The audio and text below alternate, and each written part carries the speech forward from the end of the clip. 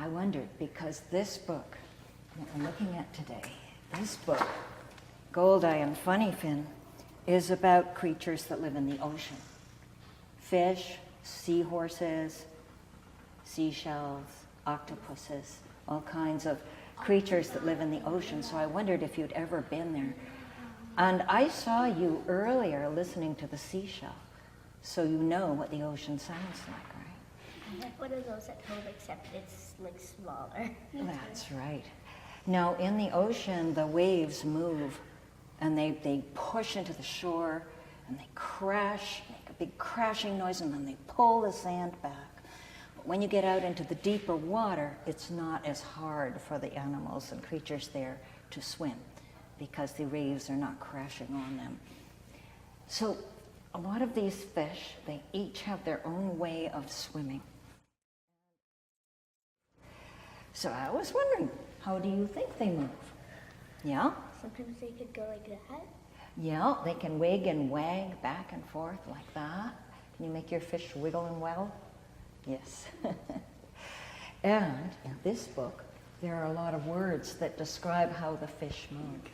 One of them, the swordfish, they talk, you know swordfish? It has a long poke off the front, its sword. It talked about thrashing in the water. So what do you think thrashing would look like? Yeah? Kind of. Do you think it's a noisy or a quiet way to swim? What do you think? Very noisy. What do you think? So like waving their head and Thrashing from side to side? Yeah. Yes, yeah. Yeah, thrashing. The whale goes swoosh. What do you think that looks like? Show me with your hands. What's a swoosh? Yeah. What's flip-flop? Oh, right on. I see some of you flipping and flopping. Yeah, and you can do it fast. Flip-flop, flip-flop. Is it a hurry? Yeah. Flip-flop.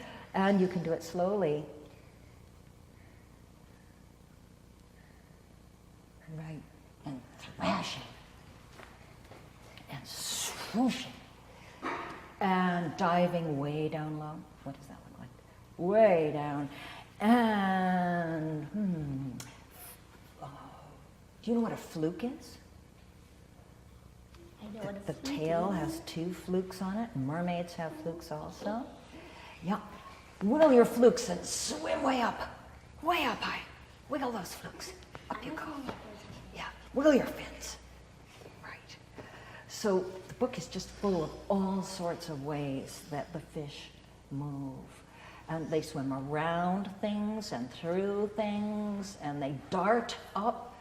Is darting a fast way to go or slow? Fast. Very fast. Do a dart for me. Dart! Yes, wonderful. Yeah, and they sashay. Do you know what a sashay is? People can sashay too. It's kind of wandering from side to side. Yeah, It's sometimes not they a wouldn't fast board. way to go. That's when no one's chasing them. You're right. There is a magnificent fish that's an important part of the story. Yes? Octavia didn't let Goldeye and Funnyfin past. Octavia was stubborn. She was protecting the magnificent fish, and she wouldn't let them pass. Octavia, because oct means 8 arms, right? So they are, at the beginning, just looking for friends to build a seashell house. And then they go on their great adventure to find the magnificent fish. So if we are doing a puppet show, and you are supposed to design a magnificent fish, you could make it like the one in the book, or you could use all the supplies that we have on our supply table, or you could just paint, or you could do collage and gluing paper, or you could use feathers, or dried leaves, or beans, or anything you want. You could create a magnificent fish of your own. So what sorts of things do you have to do to create a fish? Would your fish be a long, skinny one, or would it be a short, wide one? What would yours be? In the middle. A middle-sized fish, so not too big. Do you think it would have to be big? Or do you think it could be a really tiny little fish? It could be either. It could be either, so you're not sure about the size. What about you? What does your magnificent fish look like? Is it dark? Is it black? Is it colored? Is it shiny? It has colors. Now, some people might want a fish that is only one color, like gold or silver or black.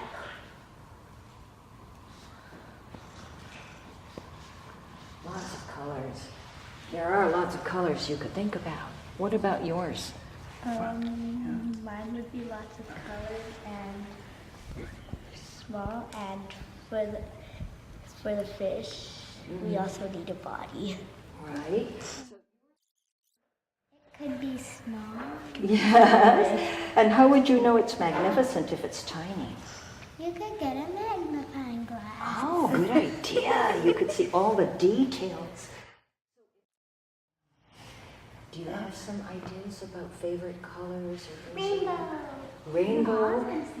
Rainbow. So that's indigo blue, violet, kind of fuchsia red, orange, yellow, green.